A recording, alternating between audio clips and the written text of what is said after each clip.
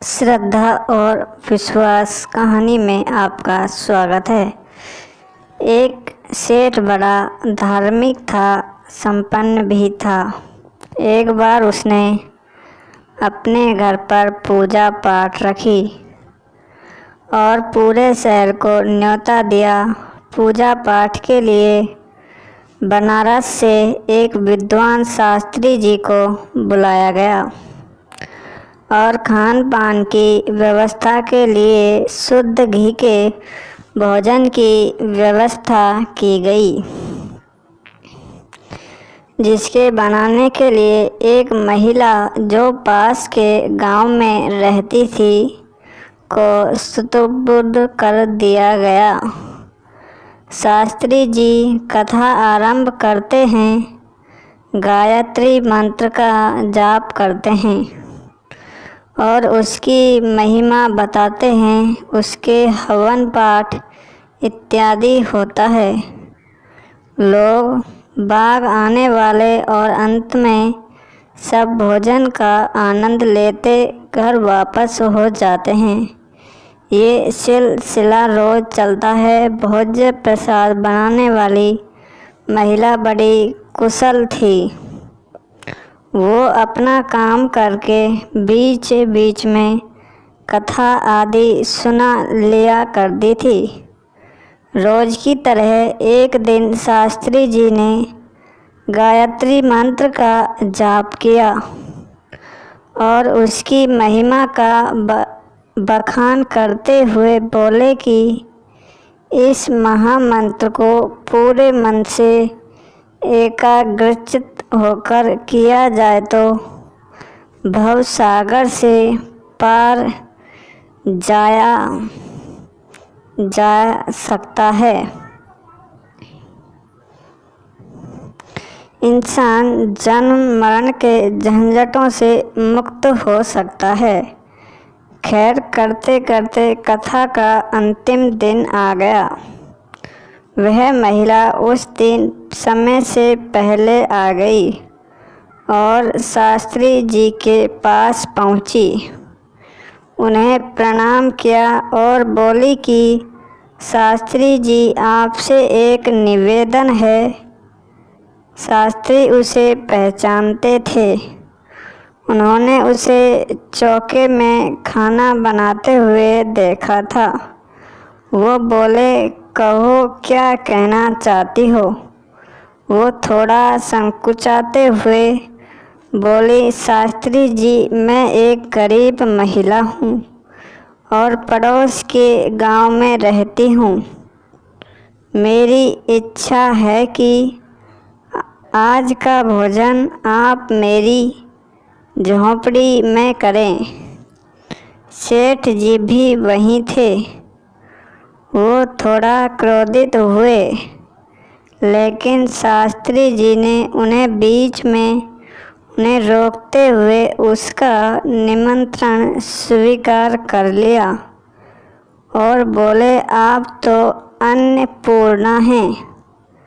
आपने इतने दिनों तक स्वादिष्ट भोजन करवाया। मैं आपके साथ कथा के बाद चलूँगा। वो महिला प्रसन्न हो गई और काम में व्यस्त हो गई।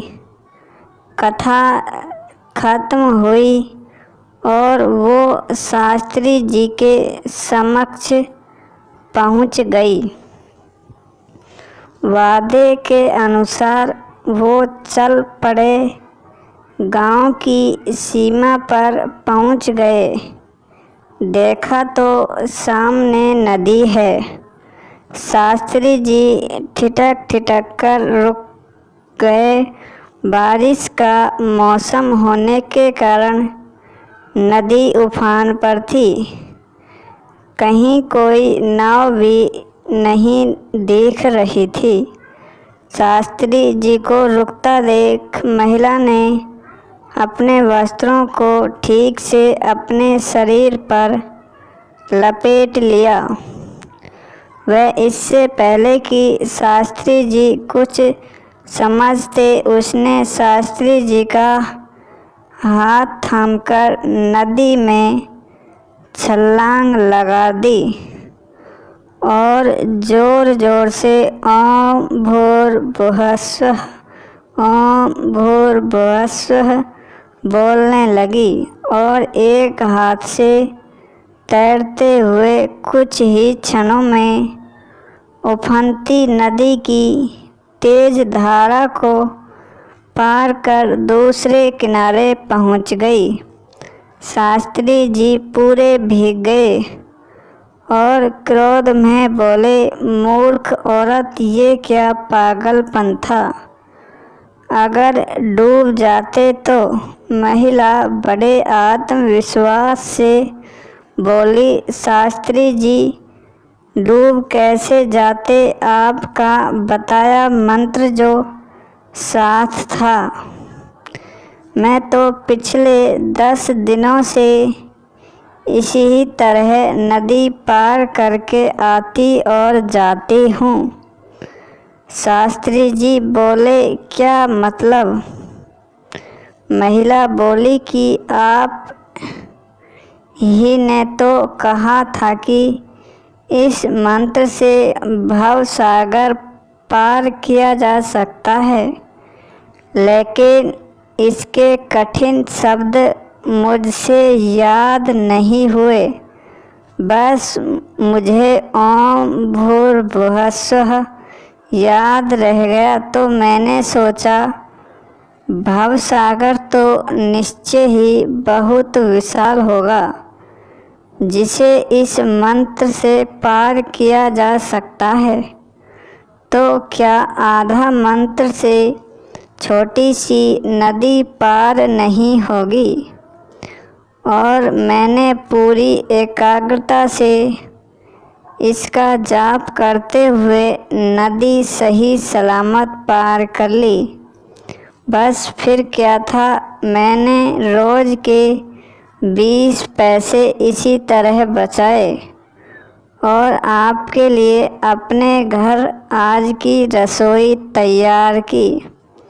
शास्त्री जी का क्रोध व झुंझलाहट अब तक समाप्त हो चुका था कि कर्तव्य विमूढ़ उसकी बात सुनकर उसकी आँखों में आंसू आ गए और बोले, माँ, मैंने अनगिनत बार इस मंत्र का जाप किया, पाठ किया और इसकी महिमा बतलाई, पर तेरे विश्वास के आगे सब बेबस रहा। इस मंत्र का जाप जितनी श्रद्धा से तूने किया, उसके आगे मैं नतमस्तक हूँ। तू धन्य है, कहकर उन्होंने उस महिला के चरण स्पर्श किए। उस महिला को कुछ समझ नहीं आ रहा था। वो खड़ी की खड़ी रह गई। शास्त्री भाव विभोर से आगे बढ़ गए। वो पीछे मुड़कर बोले, माँ, चलो, भोजन नहीं कराओगी, बहुत भूख लगी है। अगर आप हमारे चैनल पर पहली बार आएँ तो चैनल को सब्सक्राइब ज़रूर करें। ऐसी ही मोटिवेशनल स्टोरी सुनने के लिए एवं अपनों दोस्तों के साथ शेयर ज़रूर करें।